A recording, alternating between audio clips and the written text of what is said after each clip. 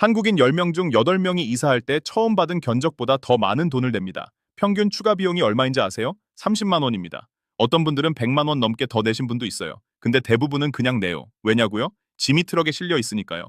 이 상황에서 안 내겠다고 버틸 수 있는 사람이 몇이나 되겠어요.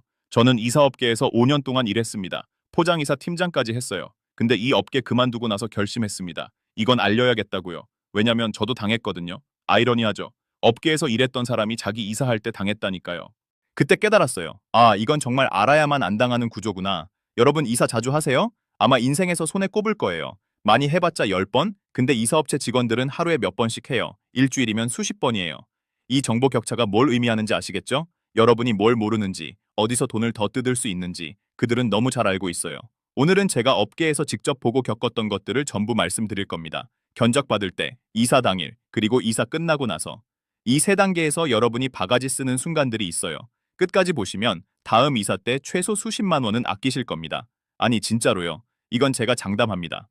자, 그럼 시작할게요. 먼저 견적 단계부터 갑니다. 여기서부터 이미 함정이 시작돼요. 견적, 이사의 시작이죠. 근데 여기서부터 이미 게임은 시작됩니다. 여러분이 모르는 사이에요. 일단 무료 방문 견적이라는 말 많이 들어보셨죠? 공짜로 와서 짐 보고 견적 내준다. 좋은 거 아니야? 라고 생각하실 수 있어요. 근데요. 세상에 공짜는 없습니다. 이 방문 견적이 어떻게 돌아가는지 아세요? 방문 견적 나오는 사람 대부분 영업사원이에요. 이 사람 월급이 어떻게 나오는지 아세요? 기본급이 거의 없어요.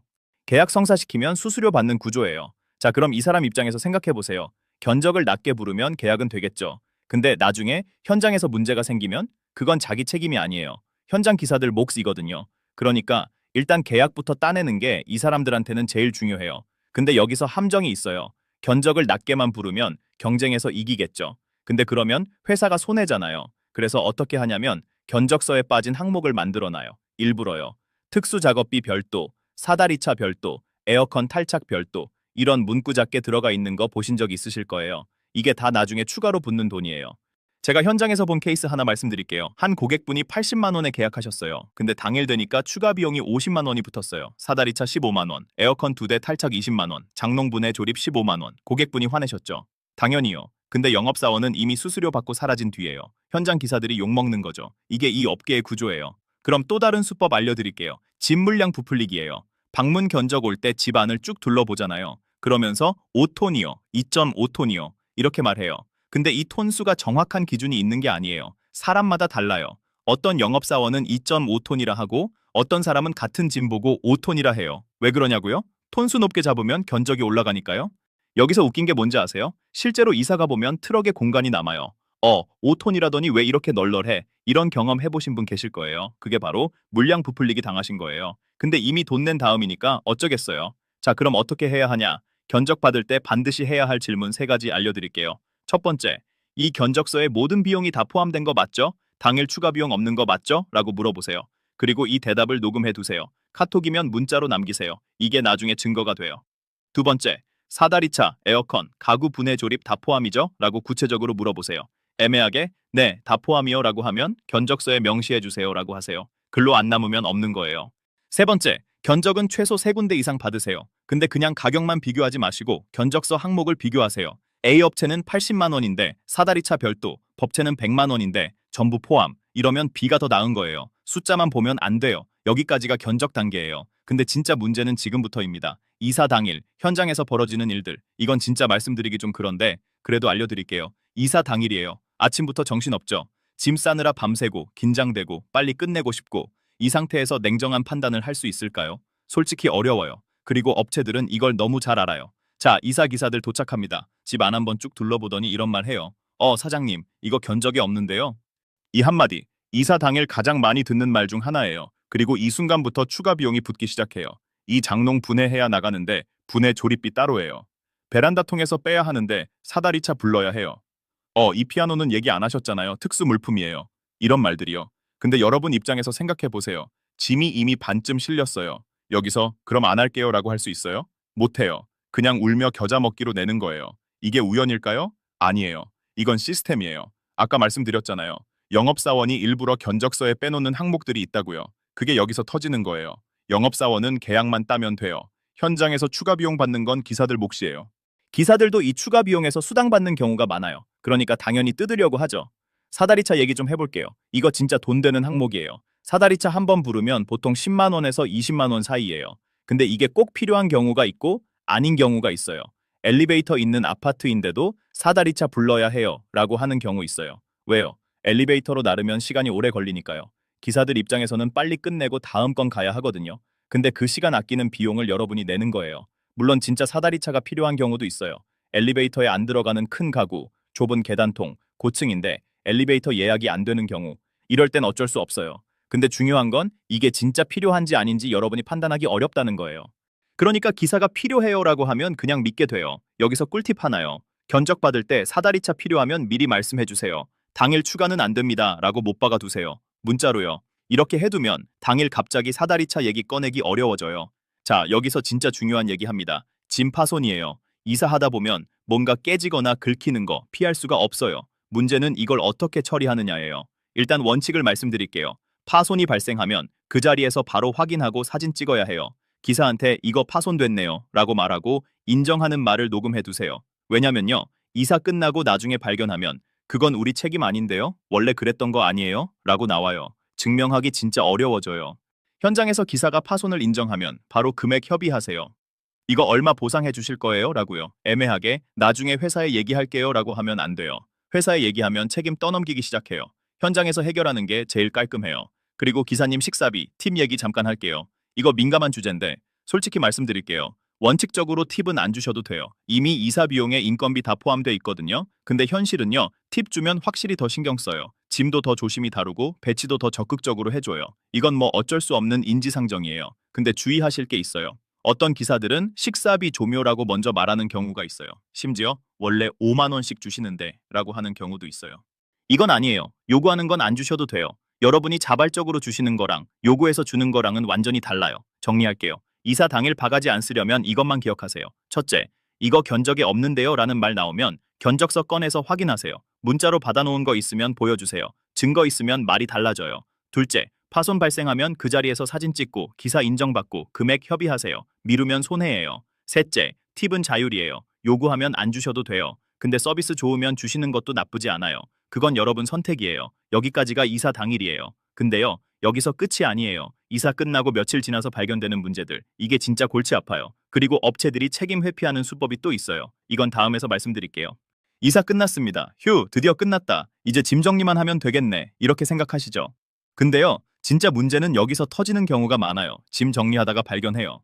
이 그릇 금 같네? TV 모서리가 왜 이래? 서랍장 뒷판이 빠졌잖아? 이런 거요. 이사 당일에는 정신이 없어서 못 봤는데 며칠 지나서 정리하다 보면 보여요. 그래서 업체에 전화해요. 이거 파손됐는데요. 보상해주세요. 자, 여기서 업체 반응이 어떻게 나오는지 아세요? 99% 이렇게 나와요. 그거 원래 그랬던 거 아니에요? 이사할 때는 괜찮았는데요? 며칠이나 지났는데 저희가 어떻게 알아요? 이거예요. 책임 회피 시작이에요. 제가 업계에 있을 때 봤던 케이스 하나 말씀드릴게요. 한 고객분이 이사 후 일주일 지나서 전화하셨어요. 냉장고 뒷면이 찌그러져 있다고요. 분명히 이사하면서 생긴 거라고요. 근데 회사에서 뭐라고 했냐면요. 고객님, 저희가 이사할 때 사진 찍어놨는데 그때는 이상 없었어요. 확인해 보시겠어요? 이러는 거예요. 물론 그런 사진 없어요. 근데 고객분이 그걸 어떻게 알아요? 그냥 아, 그래요? 하고 끊으시는 거죠. 이게 현실이에요. 여기서 중요한 거 알려드릴게요. 포장이사랑 일반 이사의 차이예요. 이거 모르시는 분들 많아요. 포장이사는요. 업체가 짐을 포장하고 운반하고 배치까지 해주는 거예요. 이 경우에는 포장 단계부터 업체 책임이에요.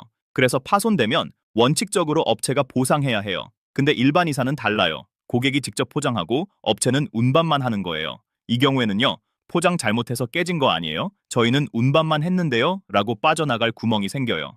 그래서 포장이사 하셨으면 보상받기가 상대적으로 수월해요. 근데 일반 이사는 진짜 증명하기 어려워요. 이 차이를 아셔야 해요. 자, 그럼 업체들이 책임 회피할 때 쓰는 전형적인 멘트들 알려드릴게요. 이거 들으면 아, 빠져나가려는 거구나 아실 수 있어요. 첫 번째, 그거 원래 그랬던 거 아니에요? 이거 가장 많이 써요. 증거 없으면 끝이에요. 두 번째, 이사 당일 확인하셨잖아요. 그때 말씀 안 하셨으면 저희 책임 아니에요. 이것도 많이 써요. 실제로 이사 끝나고 이상 없죠? 라고 물어보는 경우 있는데 그때 네 라고 했으면 나중에 말하기 어려워져요. 세 번째, 저희는 운송만 했어요. 포장은 고객님이 하셨잖아요. 일반 이사일 때 쓰는 멘트예요. 네 번째, 보상 규정에 따르면 감가상각해서 드려요. 이건 뭐냐면 5년 된 가구 파손되면 새 가구 값으로 안 주고 중고 가치로 계산해서 준다는 거예요. 50만 원짜리 장롱 부쉈는데 5만 원 보상해 준다 이런 거예요. 물론 이게 완전 불법은 아니에요. 근데 소비자 입장에서는 억울하죠. 그럼 어떻게 대응해야 하냐?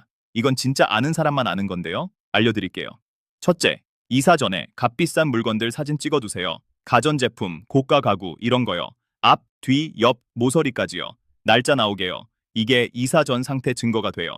둘째, 이사 끝나자마자 최소한 당일 안에 주요 짐 상태 확인하세요. 큰 가전, 가구 위주로요. 발견 즉시 사진 찍고 업체에 연락하세요. 시간이 지나면 지날수록 불리해져요. 셋째, 업체랑 통화할 때 녹음하세요. 이거 저희가 파손한 거 맞아요. 라는 말 한마디 받아내면 게임 끝이에요. 근데 안 해주죠. 그래서 정황 증거라도 모아야 해요. 넷째, 잘 안 되면 한국소비자원에 신고하세요. 소비자원에 접수하겠습니다. 라고 말하면 태도가 달라지는 경우 많아요. 실제로 신고 들어가면 업체가 귀찮아지거든요. 여기까지가 이사 후 발생하는 문제들이요. 자, 이제 정리 들어갑니다. 왜 이런 구조가 계속 유지되는지, 그리고 여러분이 기억해야 할 핵심이 뭔지 말씀드릴게요. 자, 여기까지 들으시면서 어떠셨어요? 좀 열 받으셨죠? 저도 이 얘기하면서 다시 열 받았어요. 근데 제가 왜 이런 얘기를 하냐면요. 이 구조가 왜 유지되는지를 아셔야 하기 때문이에요. 이사업계가 왜 이럴까요? 근본적인 이유가 있어요. 첫째, 정보 비대칭이에요. 여러분은 이사를 인생에서 몇 번 안 해요. 근데 업체들은 매일 해요. 뭘 모르는지, 어디서 돈을 더 받을 수 있는지 그들은 다 알아요. 여러분은 모르고요. 이 차이가 바가지의 근원이에요. 둘째, 구조적으로 추가 비용을 유도하게 돼 있어요. 영업사원은 계약만 따면 돼요. 현장 기사는 추가 비용 받으면 수당이 늘어요. 회사는 어차피 다 가져가요. 이 구조에서 누가 손해일까요? 소비자예요. 여러분이에요. 셋째, 재구매가 거의 없어요. 이사업체가 여러분한테 잘 보여야 할 이유가 뭐가 있어요? 다음에 또 이사할 때 같은 업체 쓸 확률이 얼마나 될까요? 거의 없어요. 그러니까 당장 이번에 최대한 뜯어내면 그만이에요. 장기적인 관계? 그런 거 없어요. 이 세 가지가 합쳐지면 뭐가 되냐면요. 소비자가 호구되기 딱 좋은 구조가 되는 거예요. 그래서 여러분이 알아야 해요. 알아야 안 당해요. 핵심만 다시 정리할게요. 견적 단계에서는요. 최소 3군데 비교하시고 당일 추가 비용 없죠? 라고 문자로 확인받으세요. 사다리차, 에어컨, 가구 분해 조립 포함 여부 반드시 명시하게 하시고요. 이사 당일에는요. 견적서 들고 계세요. 이거 견적에 없는데요. 라는 말 나오면 바로 확인하세요. 파손 발생하면 현장에서 바로 사진 찍고 인정받고 금액 협의하세요. 이사 후에는요. 당일 안에 주요 짐 상태 확인하세요. 문제 발견되면 즉시 연락하시고 안 되면 소비자원 신고 카드 쓰세요. 이것만 기억하셔도 최소 수십만 원은 아끼실 수 있어요. 진짜예요. 오늘 내용 한마디로 정리하면요. 이사할 때 바가지 안 쓰려면 증거를 남겨라 예요.